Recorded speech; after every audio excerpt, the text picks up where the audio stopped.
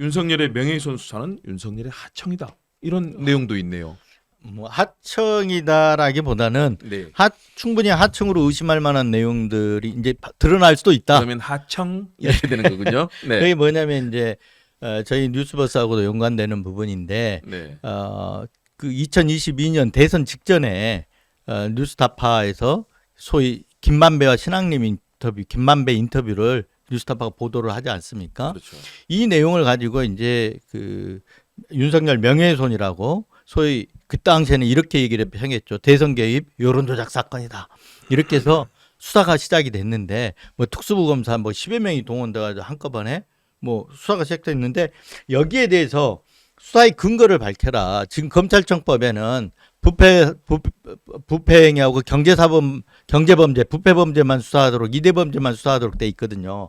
그런데 이거는 윤석열의 명예훼손 수사거든요. 명예훼손 수사는 검찰청법에서 규정한 그 수사할 수 있는 범죄 들어가 있질 않아요. 네. 그럼 수사 근거가 뭐냐? 그 당시에 수사 근거는 관련 범죄라고 얘기를 했었는데 그래서 그 근거를 대라 그랬더니 비공개 예규로 검사의 수사 개시에 대한 지침 이게 있다라는 거예요. 그래서 그건 뭐냐? 검찰청법에 따른 그 아까 말한 부패범죄와 경제범죄 2대 범죄인데 관련 범죄인 경우 수사를 할 수 있다라는 조항이 있는데 거기에 준해 가지고 뭐 자기들 나름대로 그 지침에 따라서 한 거다라고 이제 대응을 하니까 참여연대에서 구체적으로 그러면 그 예규를 제시를 해라 이렇게 하니까 검찰에서 이걸 거부를 했어요.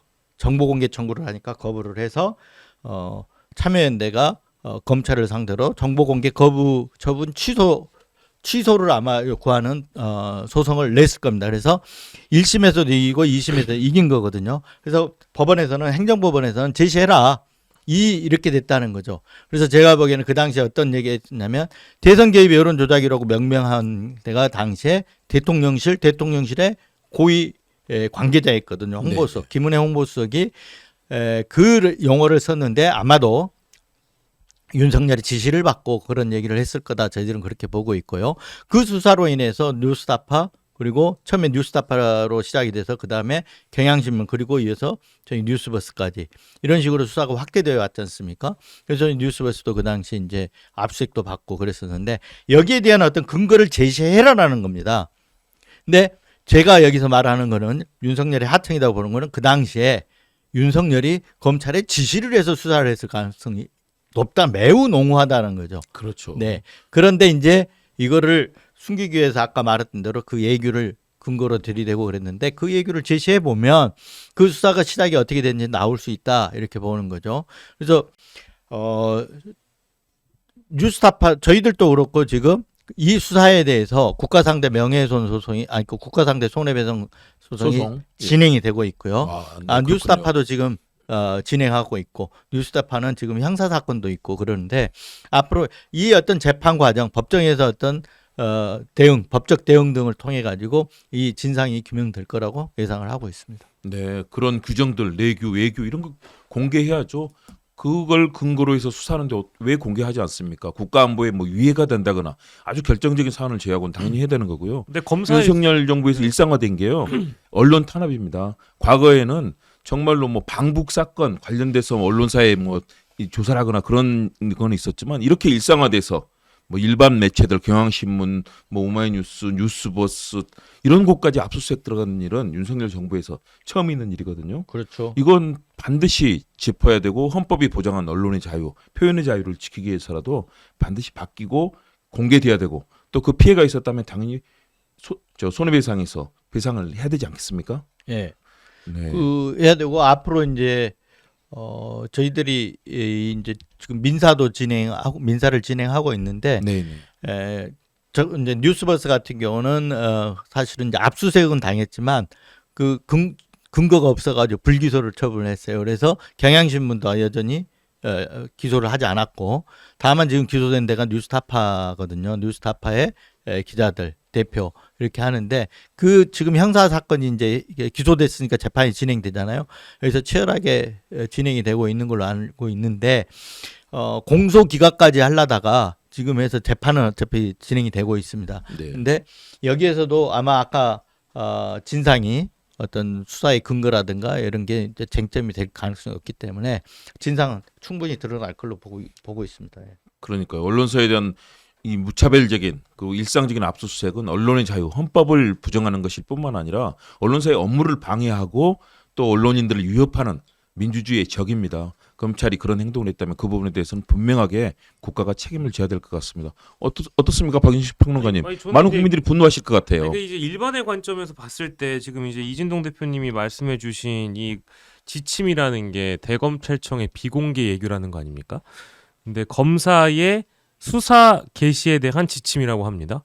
이게 굳이 비공개일 이유도 사실 그러니까요. 일반인들이 받아들일 수가 없는 내용일 거고 이거를 근거로 해서 정보 공개 거부 처분을 취소해 달라는 소송이 들어간 것인데 이걸 굳이 소송까지 하면서 이런 일을 벌여야 되는 거 자체가 이제 이해를 하기가 어렵다. 공력의 낭비고 정말 이게 대체 무슨 세금이 일입니까? 아까운 거죠. 그러니까 이거 진짜 이해가 안 되는 이거 막는 내용이고요. 검사들 다 저는 처벌해야 된다고 봅니다. 당연합니다. 그래서 네. 그 이면을 그 내막을 좀 우리가 유추해 보자면 결국 이제 윤석열의 하청이 있었던 거 아니냐. 그걸 숨기기 위해서 지금 이런 지지부진한 일들을 벌인다라는 건데 뭐 돈이 아깝고요, 세금이 아깝고요, 시간이 아깝고요. 이럴 시간에 이제 우리가 알고 싶어하는 진실을 그동안 수사하지 않았던 검찰의 처지가 어떤지를 좀 우리가 되돌아봤으면 좋겠습니다. 이러니까 기소청으로 전락되는 거죠. 그러니까 윤석열은 김건희와 고성국 등의 이 하청을 받아서 업무를 하고 그 윤석열은 검찰에 하청을 줘서 국민들을 협박하고 수사하는 일이 윤석열 정권 내내 있었던 일입니다.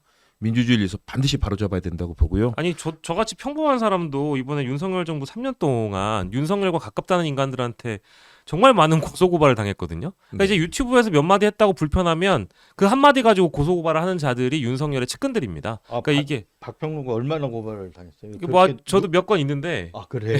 그 아직까지 진행 중인 건도 있고 네. 이미 어떤 건은 이제 무혐의가 다행히 무혐의가 떨어졌지만 정말 이름만 대면 그냥 다 알만한 분들이에요. 한 분은 또 이미 좀 유명을 달리하신 분도 있고요. 이제 이러다 보니까 제가 너무 좀 황당합니다. 네. 이제 이런 자리에서 진행자가 한마디 거둔 리액션 가지고도 고소고발을 하고요.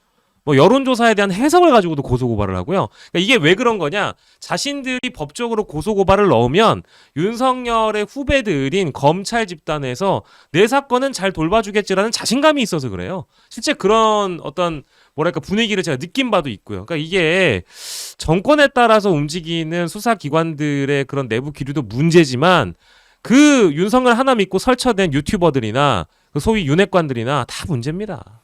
네, 이 진실되고 착하고 선량한 그리고 공명정대한 앵커 역할을 해온 박영식 평론가를 마저도. 분노하게 만든 네, 그러니까요. 그러니까 저 같은 사람이 애국자가 되는 이유가 여기 나온 겁니다, 바로.